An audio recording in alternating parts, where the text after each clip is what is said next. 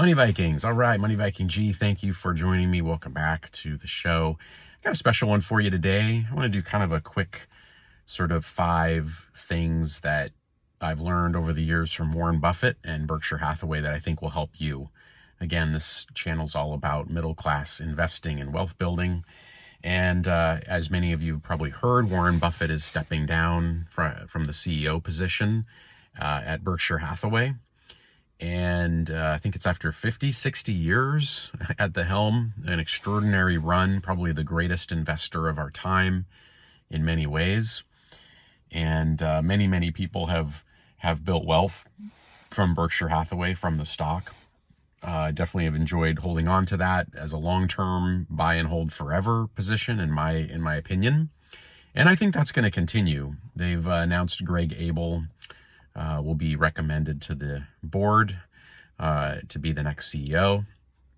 I think he'll share that role in some capacity with a guy named Ajit something, who's the head of the insurance arm of Berkshire Hathaway.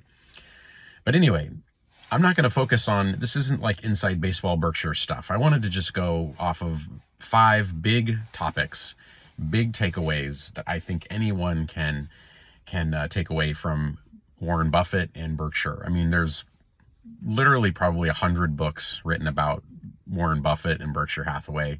I've read several of them over the years. I probably first read one when I was around in my early 20s. But the bottom line is this. Number one, when you're investing, really think about it in terms of buying a business. And that changed my mindset. These aren't just ticker symbols and blips on a screen and you're following charts and numbers and computer screens that are showing things go up and down. What you're really trying to do is you're trying to buy a good quality business at a good price, and you're trying to reap the benefits of the growth of that business and the future profits of that business over time.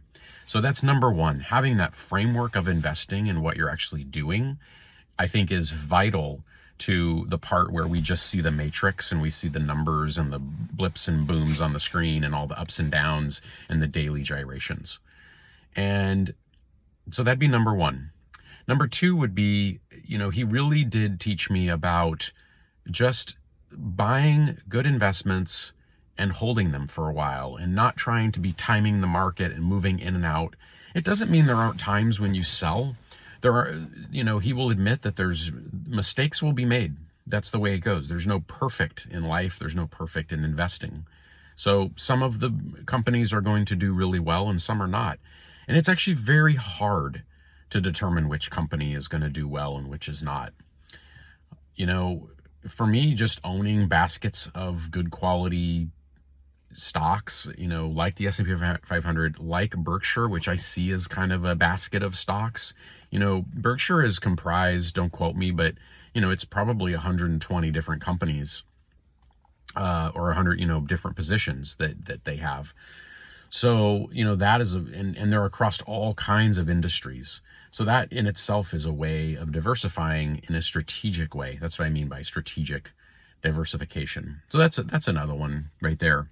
So I'm trying to give you like the big picture stuff without you having to be, this is probably I think I've done 3. Let's do the 4th one.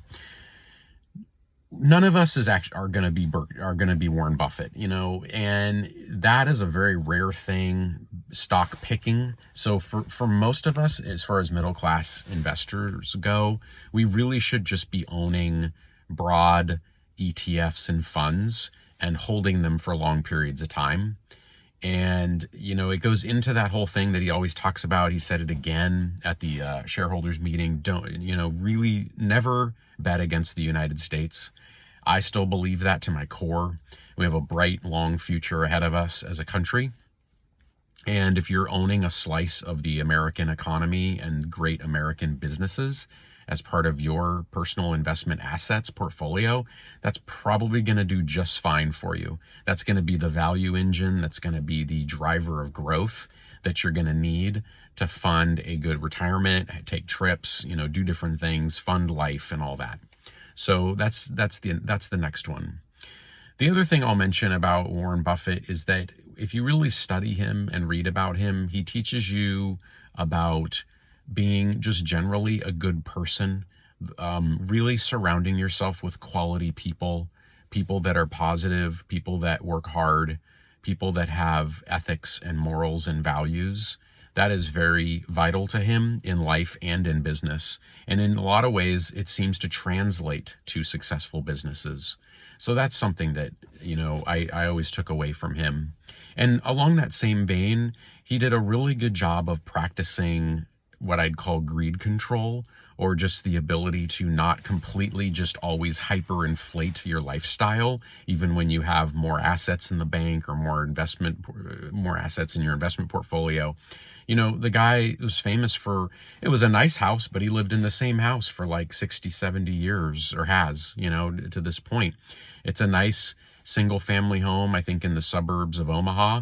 Maybe 4,000 square feet. That's a pretty big home, I would say. But at the same time, it's not like he lives in a palace. I mean, he's one of the world's wealthiest men of all time. He could have lived in like a 30,000 square foot palace, right? But he didn't, and he doesn't. He lives in a nice, modest, good home. So, that says a lot about him. Drives a American made, I think he drives a Cadillac, which is, again, that's a nice car. Nothing wrong with that car, but it's not a Rolls Royce. He's not blowing, hundreds of thousands on a Rolls Royce. He's buying a, $75,000 nice car. So anyway, that's kind of a big deal too. So those are just, I want to give you sort of big top level things that we can all do in our own lives in order to be more like Warren Buffett and be as successful, be successful like him in life. And really, it's about relationships, ethics and morals, being kind, treating others well, working hard, investing in a strategic, thoughtful way with low expenses, all the things we talk about at Money Vikings. Paying yourself first, that's another one. He always talked about that. Have that money automatically taken out of your paycheck and put into your investment account every single paycheck. That is going to pay off over the years and the decades. And I'm still going to own Berkshire going into the future. I think they will keep the ethos of Berkshire going. I think the new CEO will be very capable, and I think the success of the company will continue. It may not be the same because things do change, and there is only one Warren Buffett, and Charlie Munger, as we know, who passed away a couple years ago. But at the same time, I think the company will do fine in the long run. So I hope those help you. What are some others? I'd love to hear from you. Put them in the comments. I'd like to hear what you learned from Warren Buffett. And let's add them all up and remind ourselves of them. And check out, we've made other videos about Berkshire and et cetera over the years. So hopefully you enjoy that. Thank you very much for tuning in. See you on the next one. Bye.